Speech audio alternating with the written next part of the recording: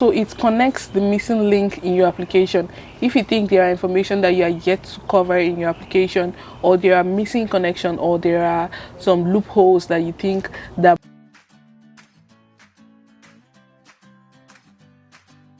Hey guys, it's your girl WhizQueen back again with another video. So in today's video guys, I'll be talking about how to write a very strong statement of purpose. Before we begin, if you're new to this channel, thank you so much for joining. If this is your first video, please consider subscribing down below and be sure to turn the post notification bell on as well, so you can get notifications each time I post a new video.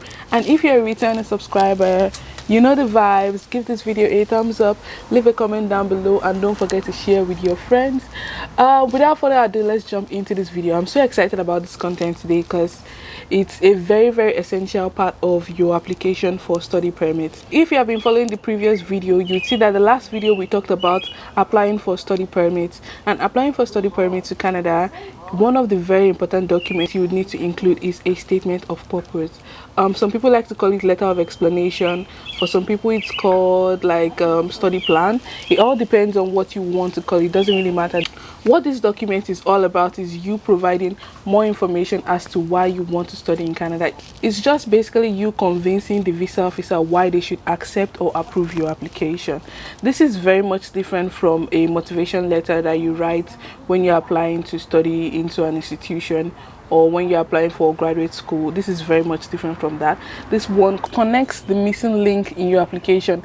If you think there are information that you are yet to cover in your application, or there are missing connection, or there are some loopholes that you think that might put you in trouble, this is the right time for you, or this is the right place for you to make corrections and address those missing links. For the rest of this video, I'll continue to refer to it as SOP. So there are several information that is very necessary for you to include in your SOP, and if you don't know these things, you would miss them out. They are very essential. So this is just a guideline for you to structure your statement of purpose in this format. So when you're writing your letter, it's going to start with an introduction, right? And in this introduction, you will be talking about yourself. And what most people do is they just say, oh, my name is Bisola, I'm 21 years old, I chose to study in University of Toronto, I want to study finance or whatever it is. That's like a generic way how most people would introduce that. You may want to do something really different. This is what I always recommend or suggest for people to do. Try to do something different. Master the art of storytelling, and try to introduce your letter in such a way that it captures the interest of the reader or the visa officer in question, and they want to see more. Because these guys, they read a lot of letter every single day, and you want to ensure that you are not being boring or giving them the same thing they see every single day. Try to make it different. You can try to start with like a storytelling about yourself and use that to introduce your letter. Once you have been able to create an arresting or enticing introductory statement, this would enable the reader to continue to read into your statement. Then in the next paragraph, you would want to talk about your work experience. Try to say what you have done, paid internship, unpaid, any kind of work experience that you think is relevant to your current program. Ensure you list it there. So if you think that work experience is not necessary for, or it's not relevant to that program you're applying for, you should probably leave it out of your work experience. And whichever work experience that you're using, try to ensure that you link it, even if it's not exactly the same. Try to find a way to connect it to your current program that you applied for. You also want to mention how your current skills is not sufficient for you in your workplace, and you are going for this program to enhance your skills so that you be of high value in the job market and you can get a better job offer. Just try to ensure that you're letting them know that, because if you say you have this work experience, that work experience, and you sound like, oh, you know what you're doing, everything is all figured out for you, your job is good and everything is great, then why are you going for an additional program? I don't understand. So you also want to ensure that you leave some gap for you to be able to. Then in the next paragraph, you want to talk about why Canada. Why not US? Why not Germany? Why not any other country in the world? Or why are you not even studying in your own country? Why do you choose Canada? In this case, you may want to mention facts and figures as to how Canada has been rated one of the topmost countries in the world to study. You can Google facts about studying in Canada, benefit of studying in Canada, and you should try to ensure that you include things like this in your letter. You may also want to talk about how the state of academics or curriculum in your country is not that great, and you think studying in Canada would help you broaden your knowledge, or to give you an international perception or overview about this program, and it's going to overall bring benefit to you in the long term as to you getting a better job in the labor market or something. It's just about you trying to say studying in Canada would enable you compete actively in the labor market. It's just something very, very creative. Try to put that in there. And the next paragraph, you should want to talk about why you chose this school and why you chose this program. This is where you have to go to the university website, read about the program, try to mention facts that has been stated on the institution's website about this program. You want to talk about how graduates of this program has been employed or gainfully employed in like maybe multinationals in your country. Just try to find a way to balance the objectives stated on the institution's website about this program with why you're choosing this program and how it's going to benefit you in the long term. Make sure that you're emphasizing on the reputation, you're emphasizing on the essence of the program, the advantage, the benefits, and what you would stand to gain at the end of the day if you take this program. The next paragraph is going to be your tuition payments. How do you plan to pay your tuition fee? Are you sponsoring yourself, or are you being sponsored by a family or your parents? So if you are being sponsored by your parents, ensure you stated there that your program is going to be sponsored by your parents. If it's going to be co-sponsored by your mom and maybe your uncle, for instance, you'd say your program is going to be co-sponsored by your parents and your uncle. And if you have paid your tuition fee, you could say you've paid your tuition fee fully, and ensure you state the amount. Say you've paid 16,000 Canadian dollars fully, or you've paid partially, you've paid half of your tuition fee.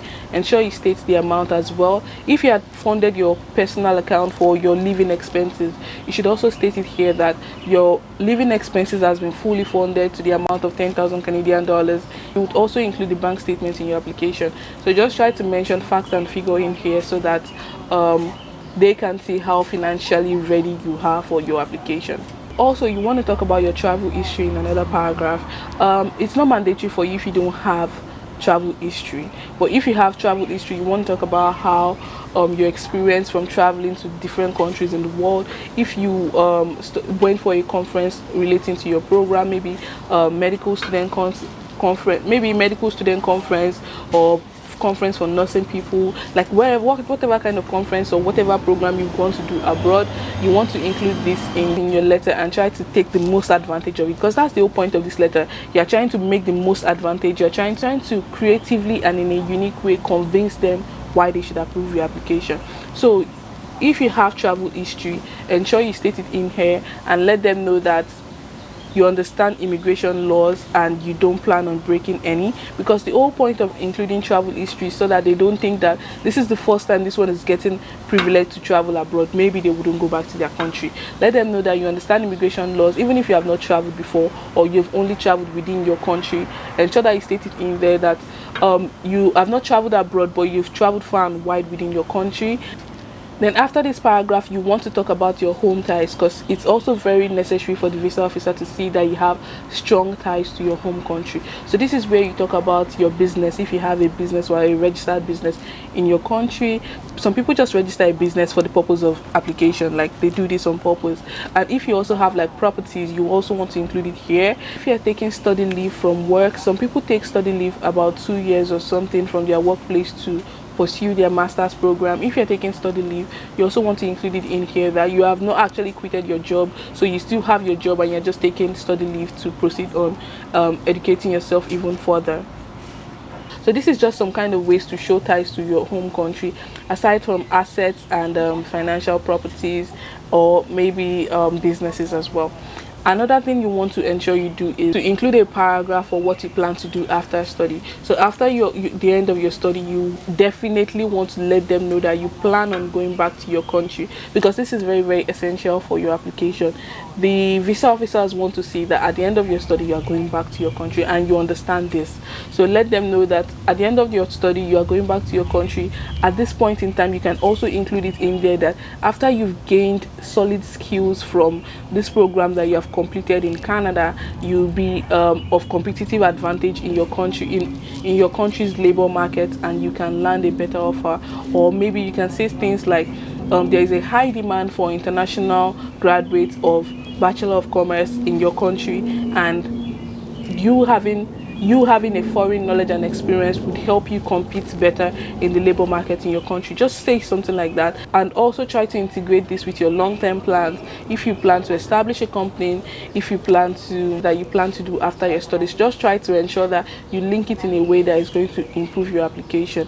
Then lastly, you want to make sure that you close your statement of purpose in a very good way, such that the visa officer, when they are reading that final statement, they're like, yes, they've read something. Like, they're not just reading every other kind of statement of purpose.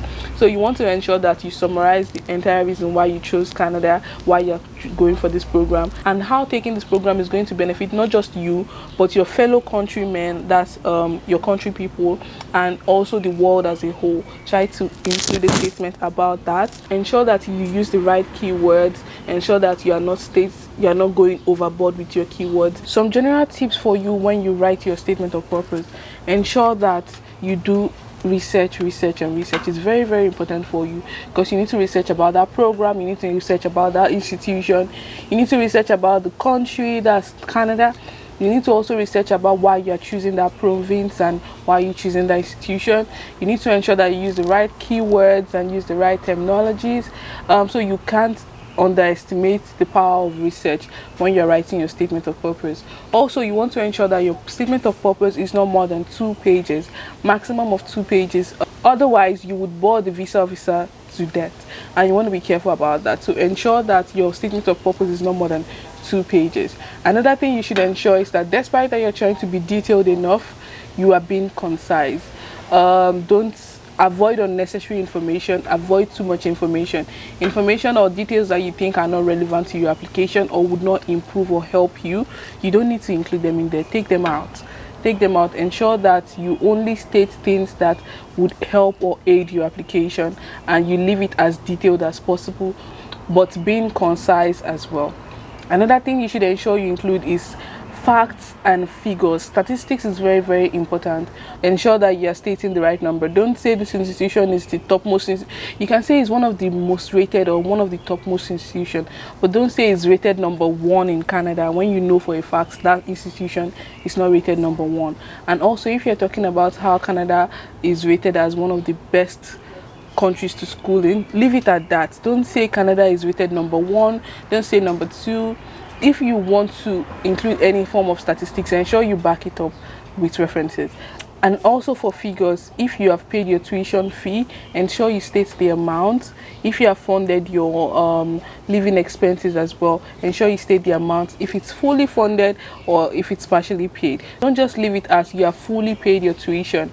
Ensure you state that you have fully paid your tuition to the amount of 23,000 Canadian dollars or any amount of your tuition fee. Make sure you put that in there. Also, if you have done research about people being employed, gainfully employed, that finished from that institution in their country, ensure you make like references that, oh, based on your research on LinkedIn, you have observed that about 70% of people that graduated from this institution, University of Toronto for instance, have been gainfully employed in world-class organization in your country. Like, you see. Last but not the least tip on writing your statement of purpose is for you to ensure that you get different people, multiple eyes to view your statement of purpose, because you never know, you would make mistakes for sure, you will make grammatical errors for sure, but if you get other people that will try to look at it with their own point of view or perspective, let's see if it makes sense to them. This would also help your application. So ensure you get someone else to read your statement of purpose for you, make correction, and ensure that your letter is error free. And I believe you are now going to be in the step in the right direction to submit your application for study permits. Remember, the statement of purpose is included under the client's information in your application for study permits, and you would also want to include some other documents that is going to back up this letter for you. Okay guys, I hope you learned something new and you find this video helpful. If you do, don't forget to give this video a thumbs up. If you learned something new, give it a thumbs up as well. If you have questions for me, leave them down below. I'm more than happy to take your questions. If you're new to this channel, please ensure you subscribe down below and be sure to share with your friends. I'll see you all in my next video. Stay confident. Bye bye.